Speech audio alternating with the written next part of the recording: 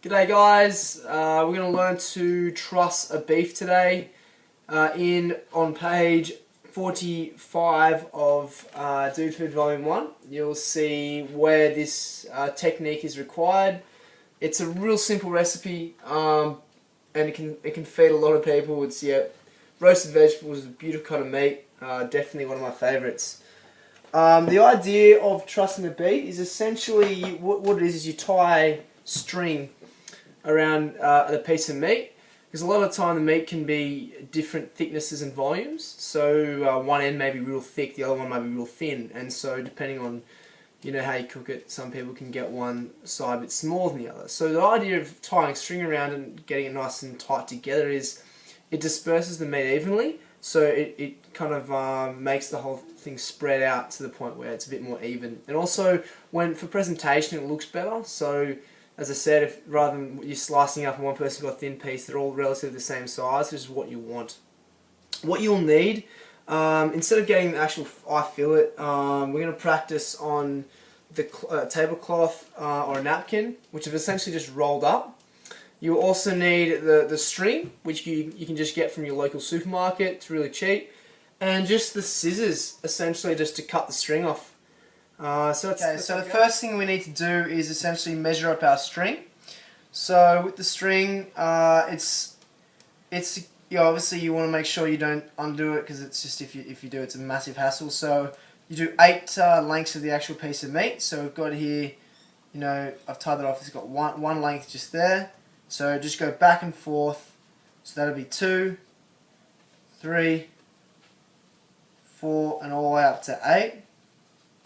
That just ensures that, it's always better to be safe than sorry, because if you are halfway through your piece of meat and it's short, well, that can be really annoying. You either have to start back again or try and attach it through another piece of string. So that's 8 lengths of the piece of meat. And for those who are really good at cadets or scouts or even younger, I don't actually know the name of this knot, but I'll show you essentially what you do. I never did scouts or anything, so yeah. So get all the piece of string on the opposite side of the piece of meat to you. So on my case, I'm facing this way, so it's on the right hand side. Put it underneath the cloth. So you've got the short side of the string on your left, and the long piece on your right. What you're then going to do is you're going to put the short end underneath the long end, okay, underneath.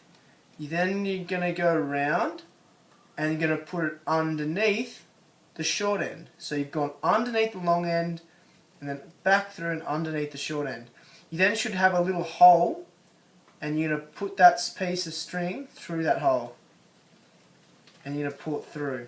Don't pull it all the way through. What you should have is your shorter end being able to pull the tightness of the string together, whilst the long end can determine where you want it to be tied. So for example, if I pull the long end, I can put it all the way down, and then if it's at the bottom, I'm set where it is, I just pull the short end.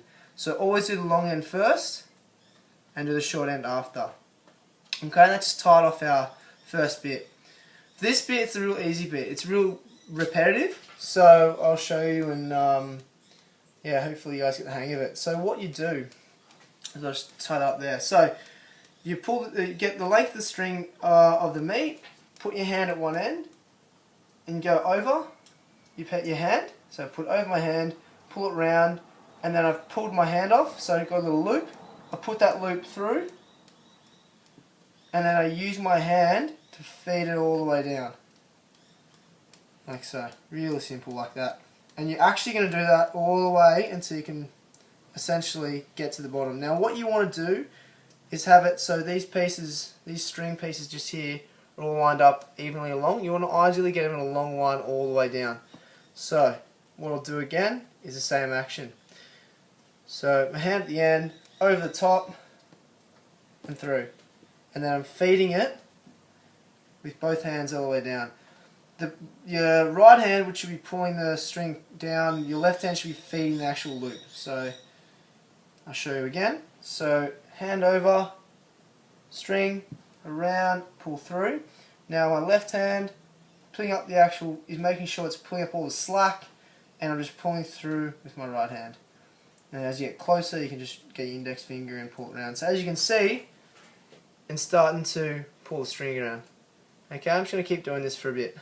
Okay, so we have it, a whole line of string all the way down. I'm now going to turn it over.